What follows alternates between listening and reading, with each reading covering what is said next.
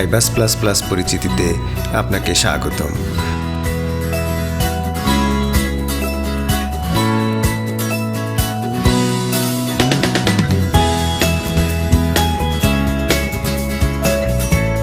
এই পর্বে আমরা দেখব কিভাবে আইবাস প্লাস প্লাসে কর্মকর্তাদের বেতন বিল প্রসেসিং করা যায়। কর্মকর্তাদের বেতন বিল প্রসেসিংয়ের ক্ষেত্রে আইবাস প্লাস প্লাস বেশ কয়েকটি নতুন সুবিধা যুক্ত করেছে। যেমন কর্মকর্তাদের জিপিএফ সাবলেজার স্বয়ংক্রিয়ভাবে আপডেট হবে, ফলে কোনো কর্মকর্তা কবে কত টাকা জিপিএফ থেকে অগ্রিম নিয়েছেন, কবে কত টাকা জিপিএফ এর চাঁদা হিসাবে তার বেতন থেকে কর্তন করা হয়েছে, কবে কত টাকা কোন অগ্রিমের বিপরীতে পরিশোধ করা হয়েছে ইত্যাদি স্বয়ংক্রিয়ভাবে সংরক্ষিত হবে এবং কর্মকর্তা নিজে তা আইবাস থেকে অনলাইনে জানতে পারবেন। একই ঘটনা ঘটবে ঋণ ও অগ্রিমের ক্ষেত্রে। প্রতিটি ঋণের হিসাব পৃথক পৃথকভাবে সংশ্লিষ্ট সাবলেজারে সংরক্ষিত থাকবে এবং কর্মকর্তা নিজে তা আইবাস থেকে অনলাইনে জানতে পারবেন।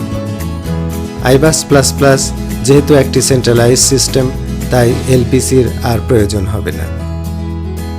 আইবাস প্লাস প্লাসে সংরক্ষিত তথ্যের ভিত্তিতে পেমেন্ট এবং ডিডাকশনগুলো স্বয়ংক্রিয়ভাবে হিসেব করা হবে, ফলে বেতন বিল এন্ট্রি মাত্র একটি ক্লিকেই সম্পন্ন করা যাবে। ভুল করে একই মাসের বেতন একাধিকবার দেওয়ার সুযোগ থাকবে না। আইবাস প্লাস প্লাসে কর্মকর্তাদের বেতন বিল দুইভাবে প্রসেসিং করা যাবে। প্রথমত, কর্মকর্তা নিজেই অনলাইনে তার বেতন বিল দাখিল করতে পারবেন। এ বিষয়ে বিস্তারিত আরেকটি ভিডিওতে আলোচনা করা হবে। পাশাপাশি বর্তমানের মতো কাগজে বিলও দাখিল করা যাবে। সেক্ষেত্রে হিসাবরক্ষণ অফিস বিলটি গ্রহণ করে আইবাস প্লাস প্লাসে এন্ট্রি দিবে, তারপর যাচাই বাছাই করার পর বিস্তারিত বিলটি এন্ট্রি করা হবে। আইবাস প্লাস প্লাসে বেতন বিল এন্ট্রি করা খুবই সহজ এবং খুবই কম সময়ের একটি কাজ। বাস্তবে আপনি একজন কর্মকর্তার বেতন বিলের টোকেন এন্ট্রি মাত্র একটি ক্লিকেই সম্পন্ন করতে পারবেন। আসুন দেখা যাক কিভাবে।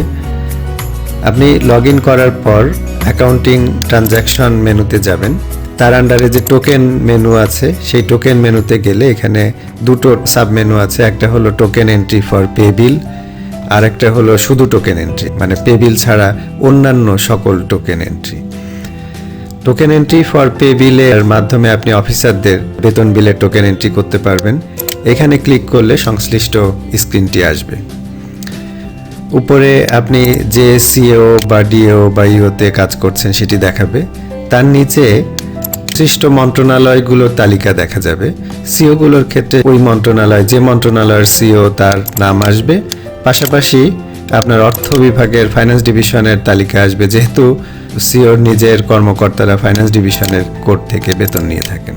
মন্ত্রণালয়ের আন্ডারে, মিনিস্ট্রির আন্ডারে সংশ্লিষ্ট মিনিস্ট্রির ডিডিওগুলোর তালিকা আসবে এবং সেই ডিডিও থেকে আপনি যে ডিডিওর আওতার কর্মকর্তার বেতন বিল এন্ট্রি করতে চান সেই ডিডিওকে সিলেক্ট করুন।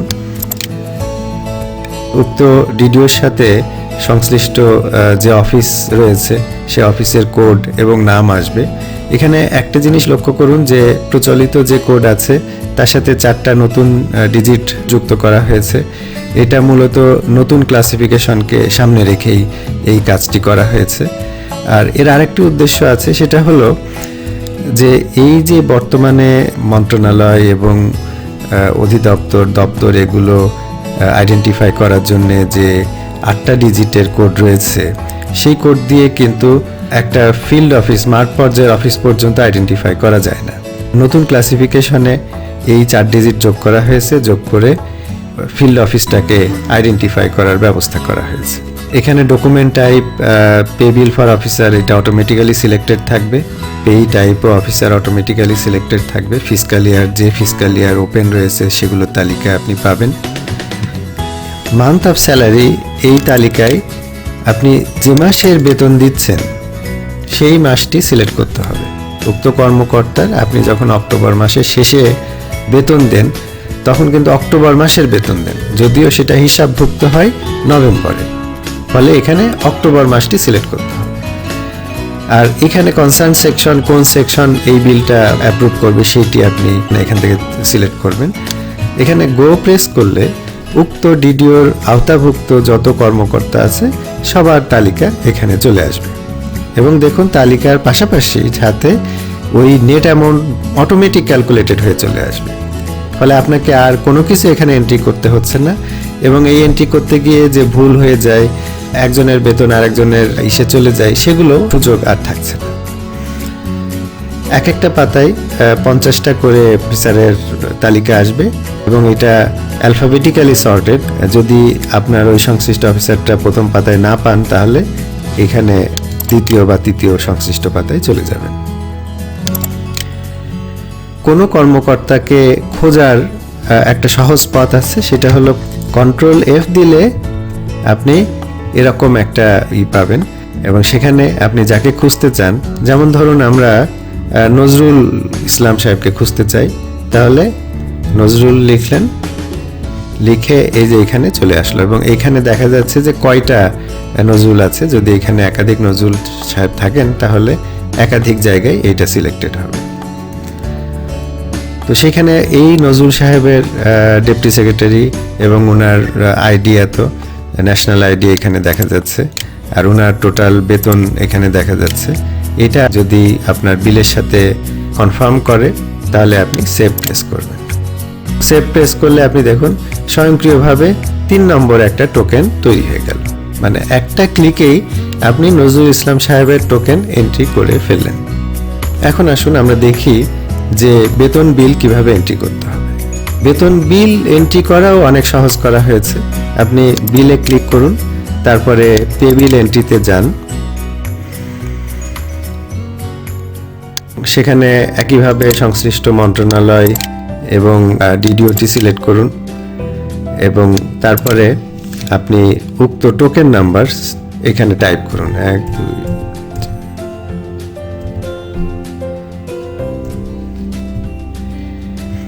এখানে চলে আসলো। পেইর নাম হচ্ছে এমডি নজরুল ইসলাম এবং ওনার বেতন এত। এখানে দেখুন যে month of payment automatically November লেখা চলে আসছে, মান্থ অফ স্যালারি অক্টোবর এখানে লেখা চলে আসছে। এখানে আরেকটা জিনিস লক্ষ্য করুন যে টোকেন নাম্বারটি এখন 5 ডিজিটের পরিবর্তে 6 ডিজিট করা হয়েছে, আর এই টোকেন নাম্বারটি 1 বছর পরে এটা আবার রিসেট হবে। মানে বছরের শুরুতে এক একটা পে পয়েন্টের জন্য 1 দিয়ে টোকেন শুরু হবে এবং আবার পরের বছর যখন আসবে, পরের অর্থ বছর, তখন এই টোকেন আবার 1-এ চলে যাবে। এখানে গো প্রেস করুন। গো প্রেস করলে আপনার পুরো বেতন বিল আবার চলে এসেছে। খেয়াল করে দেখুন যে এখানে আপনার কিন্তু এন্ট্রি করার কিছুই নেই।